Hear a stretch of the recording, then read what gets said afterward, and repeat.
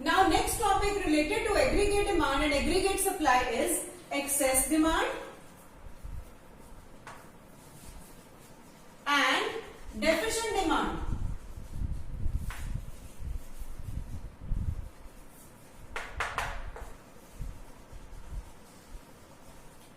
We know that equilibrium level of income is a point where aggregate demand is equal to aggregate supply.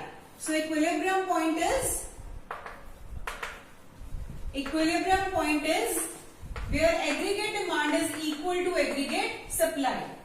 Now Professor Keynes, he says that equilibrium is possible under three situations. You have already read about these three situations, that is at full employment,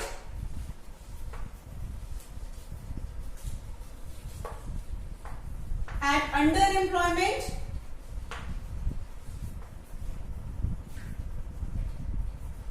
and third one is over full employment.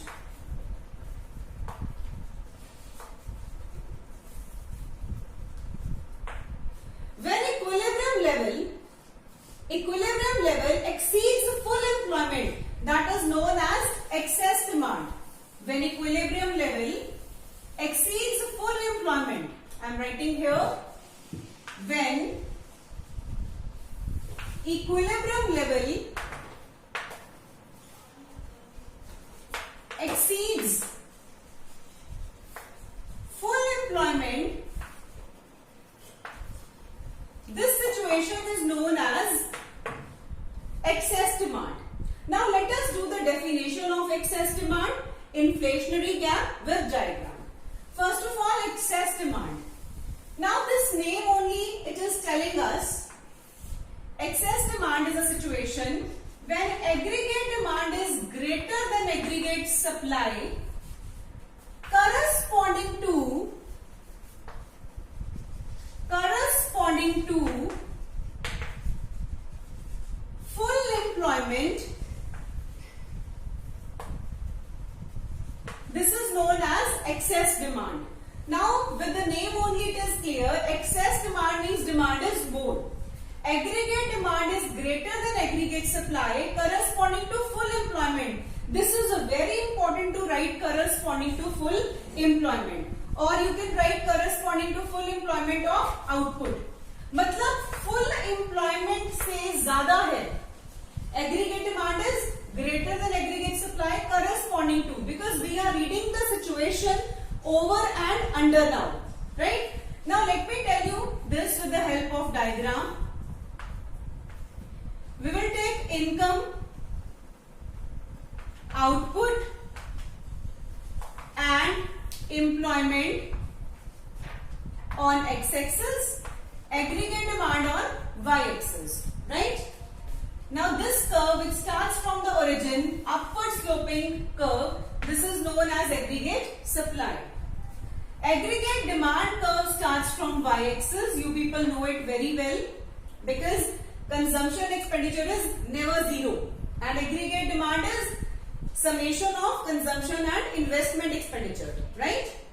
So it starts from y-axis. Now where they meet, this point is known as equilibrium point. Say OY, and I am writing here as A, right? Now this OY is the equilibrium level of income, output or employment, and E is the equilibrium point.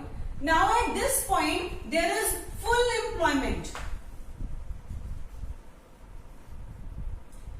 And all of you know it very well. This aggregate demand is planned aggregate demand, that is ex ante aggregate demand, right? Now the situation is when aggregate demand is more corresponding to full employment. Now this is full employment point, right? When aggregate demand is more, so I am writing it as AD1. Now this is the actually demand है जो वो ज़्यादा हो गई, ठीक है ना? They are meeting at a point, say F point here, right? Now here at E point there is already full employment. So इससे आगे beyond E point, beyond OY point, output cannot be increased because there is already full employment. there is no idle capacity, right?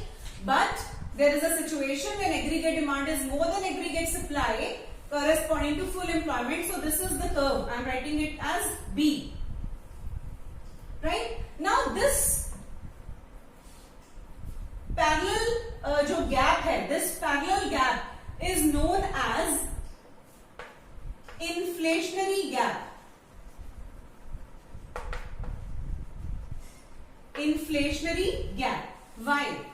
If you remember the previous chapter, equilibrium level of income, we discussed that there is full employment, there is over full employment, there is under full employment.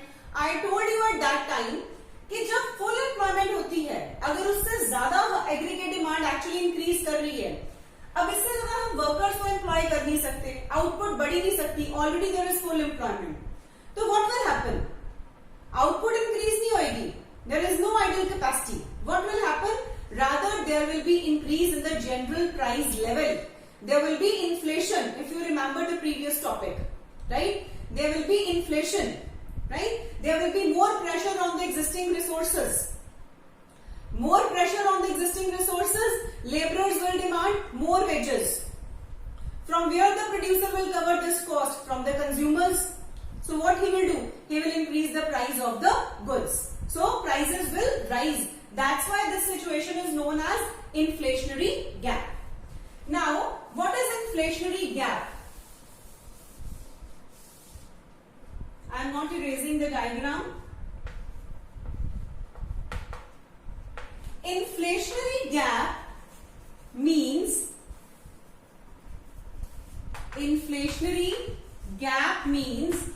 when actual aggregate demand exceeds planned aggregate demand. When actual aggregate demand exceeds planned aggregate demand, right? To establish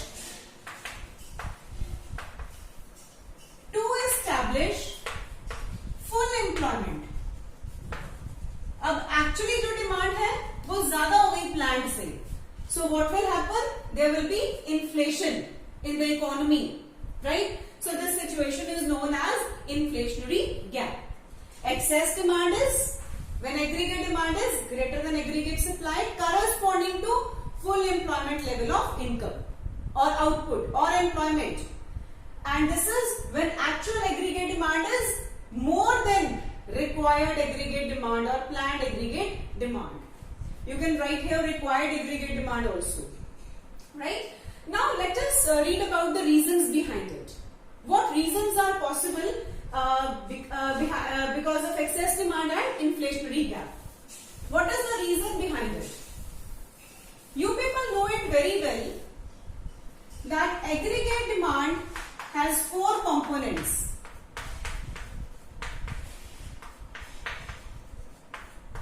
These 4 components are consumption expenditure, investment expenditure, government expenditure and net exports. Right? Now, why aggregate demand will increase? When there is more consumption expenditure, there is more investment expenditure, there is more government expenditure, there are more exports, there are less imports. So these are the reasons behind more aggregate demand. So first point is more consumption expenditure. More consumption expenditure. Or I can say, or less savings. People are saving very less money and their propensity to consume is more. They are consuming more and more, so they are incurring more expenditure on consumption. Second is investment expenditure by the producers increases. Right? Maybe the consumers are demanding more goods. ज्यादा consumption expenditure है तो ज्यादा demand है, producers will produce more. Third is more government expenditure. Government is incurring more expenditure on public goods. maybe there is construction of roads, railways, or bridges and all. Government is spending on defense, law and order. Then more exports. अब more exports कब होंगे? More exports because domestic goods are cheap. लोग हमारे goods को demand तभी ज्यादा करेंगे when our goods are not costly, when our goods are cheap. Domestic goods are cheap, सस्ते हैं वो. Then next point is international goods. Imported goods are expensive. Imports are less. Why? Because imported goods are expensive. So we are not demanding imported goods from other countries. Right? Then there are less taxes. If there are less taxes, there will be more income with the consumers. है ना? If there will be more income, they will incur more consumption expenditure. Or there is more money supply in the economy.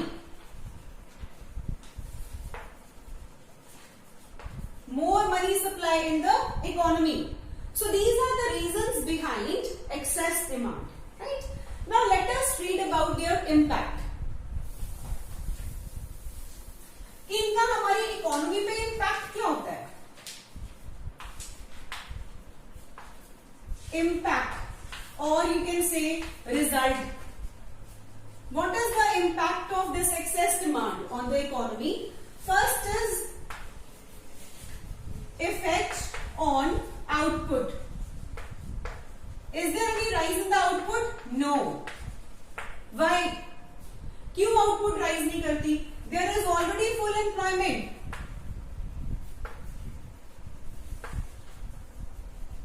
Already there is full employment, no idle capacity is there. So output cannot increase. Second point, effect on employment.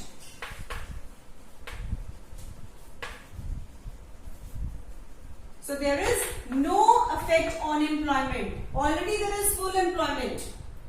Right? पहले ही full employment है. No involuntary unemployment. No involuntary unemployment. Third is effect on general price level. Very important point. Effect on general price level. This will rise now. Yes, I am writing here yes. Why? I told you, जब हम full employment से ऊपर की बात कर रहे हैं, more than full employment. More than full employment means there is no idle capacity. We are employing more number of laborers and all, right? There is no more pressure on the existing resources. There will be wage price spiral.